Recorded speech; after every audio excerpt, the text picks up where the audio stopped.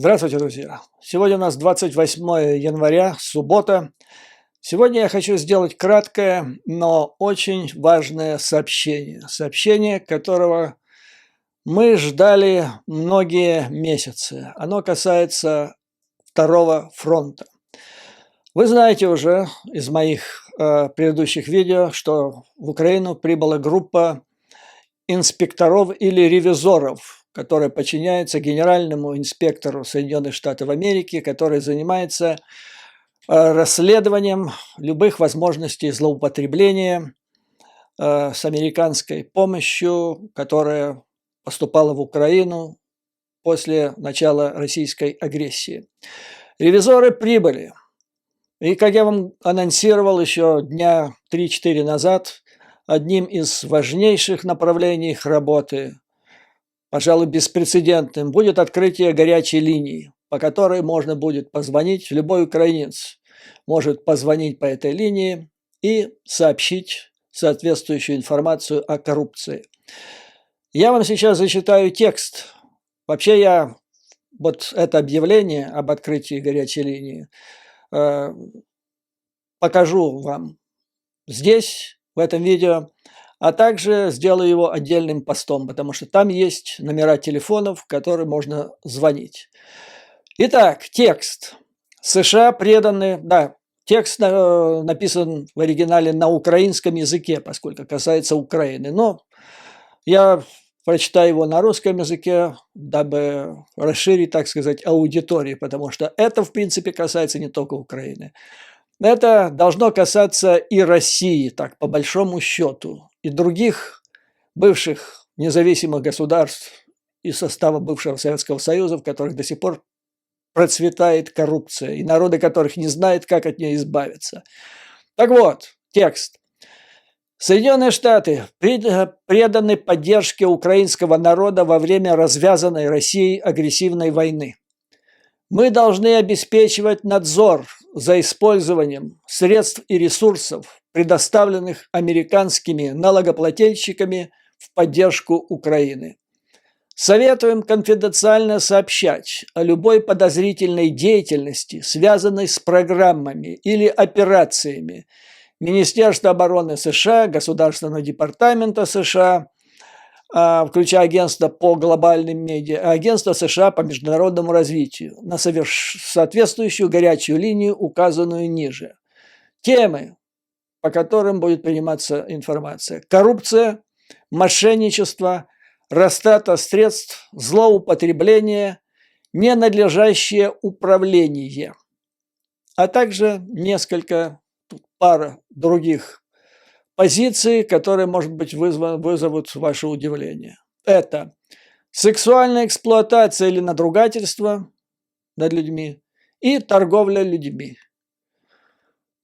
Что касается торговли людьми, здесь это включает в себя поставку женщин из Украины за рубеж во всевозможные бордели.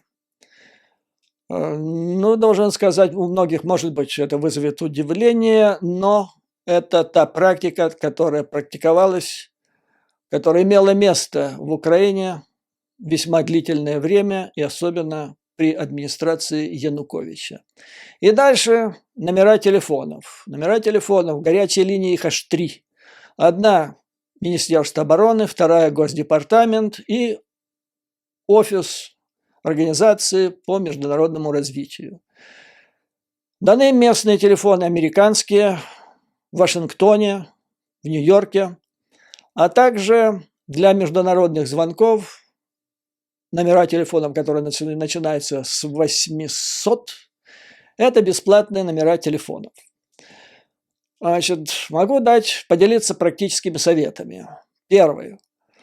То есть надо понимать, что американское правительство обеспечит конфиденциальность любому, кто позвонит, сообщит заслуживающую внимания достоверную информацию, вплоть до самых крайних мер. То есть защита будет в такой же степени, в зависимости от дела информации, как американское правительство, его правоохранительные органы предоставляли свидетелям по делу о мафиозных группировках. Но это должна быть действительно информация, которая касается реально тех вопросов, которые здесь изложены. Она должна быть достоверной, желательно подкрепленная доказательствами. Лучше всего, если она будет документальная. Не стоит обращаться с вопросами, которые связаны там «не нравится кто-то», «я думаю», «кажется», «все знают». То есть вот такая информация не проходит. И действительно должна быть конкретная информация, чтобы не забивать эту горячую линию ненужными разговорами. Еще раз повторяю, то есть из Украины можно будет бесплатно позвонить по номерам телефона, которые начинаются с 800. Ну так, по большому счету, о чем говорит вот это объявление генерального инспектора, горячая линия генерального инспектора? Она говорит о том, что настал такой критический момент, когда американское правительство на украинском языке напрямую обращается к американскому народу, к украинскому народу. То есть то, о чем мы с вами говорили, нет веры уже заявлениям о соответствующих представителей Украины, о том, что мы боремся 24 часа в сутки, 7 дней в неделю, не покладая, у нас все шикарно, все отлично. Доверия всему этому нет, абсолютно. То есть это мечта. Вот я читаю же отзывы в ответ на те видео, которые я делаю по коррупции, начиная с весны. До этого мы об этом вопросе даже не говорили. Если вы помните, я имею в виду тех зрителей, которые слушают меня давно. То есть эту тему я поднял с весны, когда она начала проявляться и когда она начала угрожать национальной безопасности Украины. И продолжает она угрожать сейчас. И приняло это настолько беспрецедентные масштабы, что американское правительство решило напрямую обратиться к украинскому народу. Это уникальная ситуация. Я вам говорил, еще раз повторю, это окно уникальной возможности для украинцев. В мирное время, до войны, и если ничего с этой коррупцией сделать и сейчас, то и после войны, изнутри победить эту коррупцию практически невозможно. Уже пошли метастазы. Глубочайшие метастазы. А вот сложившаяся ситуация открывает уникальную возможность, потому что коррупционерам на любой должности, вплоть до самых высоких должностях, им необходима западная помощь. Без них в условиях войны справиться невозможно. И вот, наконец-то, Запад ставит вопрос ребром. Если вы хотите эту помощь, значит, вы должны бороться с коррупцией. То же самое будет продолжаться, если будет борьба с коррупцией, после победы, когда понадобится десятки, если не сотни, миллиардов, десятки, простите, сотни, если не триллион, то считали уже до триллиона. Понадобятся огромные деньги для того, чтобы восстанавливать Украину. Тоже та же самая ситуация. То есть Запад уже сейчас ставит вопрос так: если вы хотите получить эти деньги, нужно очищение от коррупции. Таким образом, образуется, как на внешнем фронте борьбы с Путиным, где, собственно говоря, американцы, другие западные союзники объединяются с украинским народом, с ВСУ для того, чтобы победить в этой войне.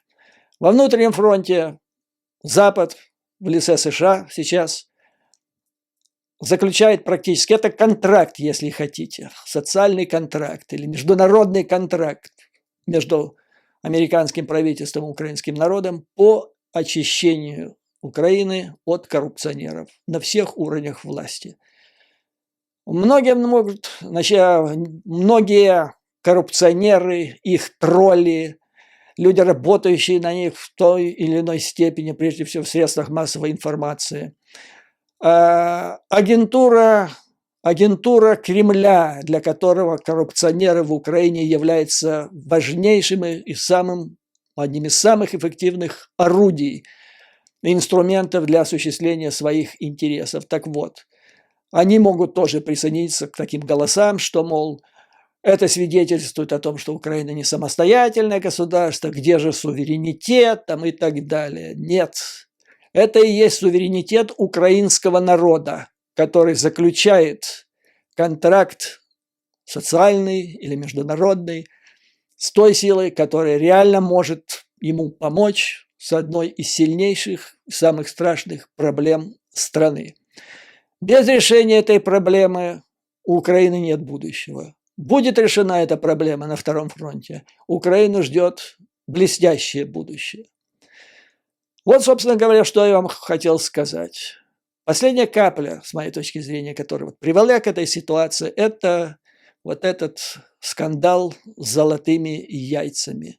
То есть в Вашингтоне поняли, что дальше деваться некуда. После этого вы видите, что события развиваются просто стремительно. Этого могло бы не быть. Для этого, как только появились, это было в «Зеркало недели», да, первая публикация про эти золотые яйца, министр обороны должен был прийти или выйти публично сразу, или прийти на соответствующую комиссию Верховной Рады с контрактом, показать контракт. И на основании этого контракта, оригинальный контракт, который был подписан, и там доказать, что это все неправда, то, что было в печати, что это все клевета. И вопрос был бы тут же закрыт. Это первый, значит, самый легкий, самый блестящий вариант. Второй вариант. Ну, допустим, там все это было правда в этом контракте. Ну, была коррупция. Ну, что поделаешь.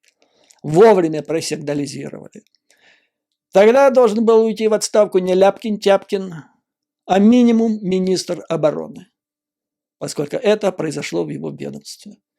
Вместо этого министр обороны и тот человек, благодаря которому его продвинули на эту должность, решили уйти в глухую несознанку, наивно полагая, а может не наивно, а от отчаяния, все равно же деваться вроде некуда, надо биться до конца.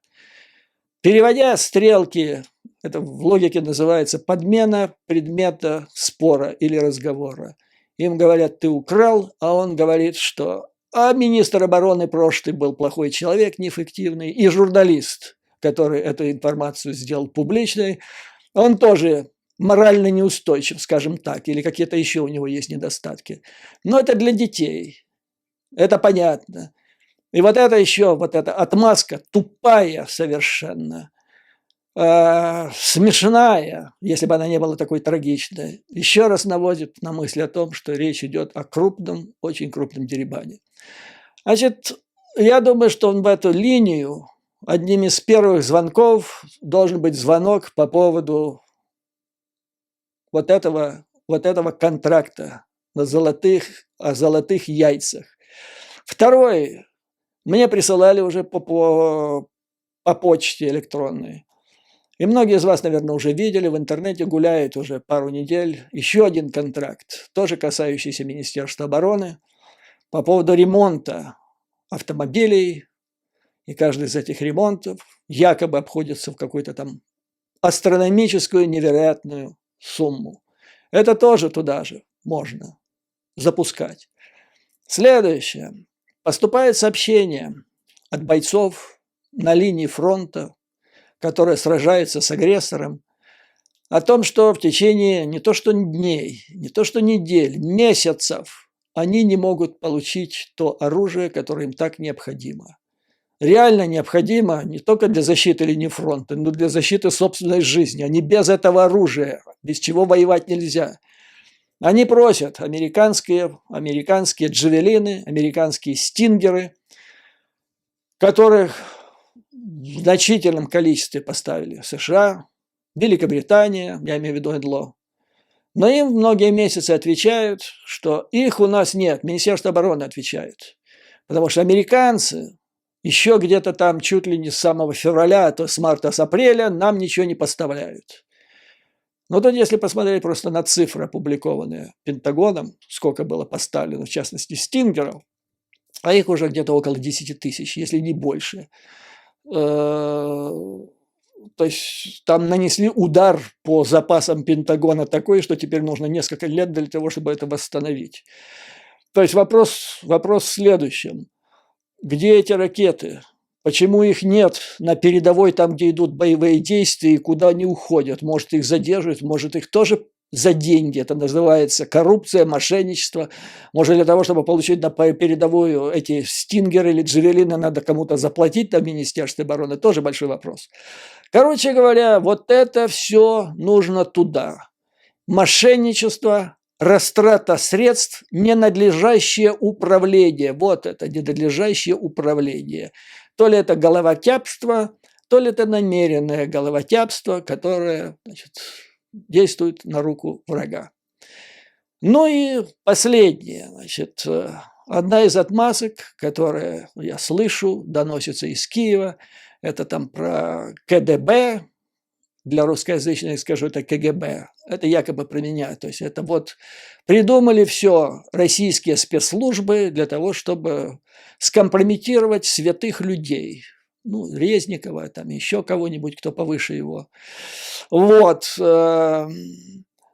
Ну и, как я уже сказал, эти святые люди могли элементарно отбить это нападение якобы на их репутацию, если бы они сделали то, что я вот только что вам сказал. Вместо этого вот эти завывания, повизгивания про ИПСО, про КГБ там и так далее. Мне здесь из Вашингтона сообщают, что представители, я так понимаю, господина Резникова, бегают по Вашингтону, выискивают пенсионеров из государственных служащих Соединенных Штатов Америки, которые могут там сообщить какой-то компромат на меня. Ну, что я могу сказать на это?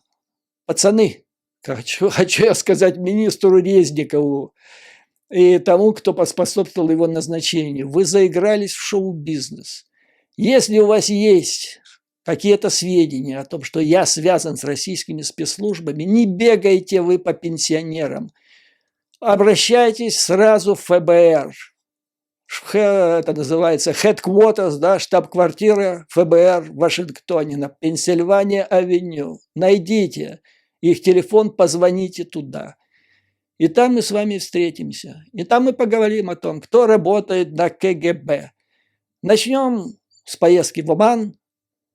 Непременно затронем тему о том, как Ермак открывал на президента Байдена, вернее, тогда он еще не был президентом, тогда президентом был Трамп, так вот, по заказу Трампа, открывал уголовные дела, у них несколько открыл в Украине, на будущего президента, нынешнего президента Байдена, ну, а далее по списку.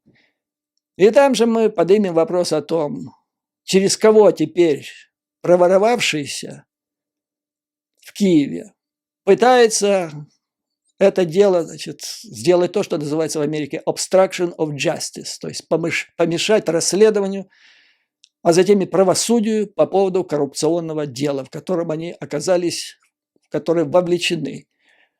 И будет очень интересно, если среди этих американских пособников наших киевских коррупционеров окажутся трамписты.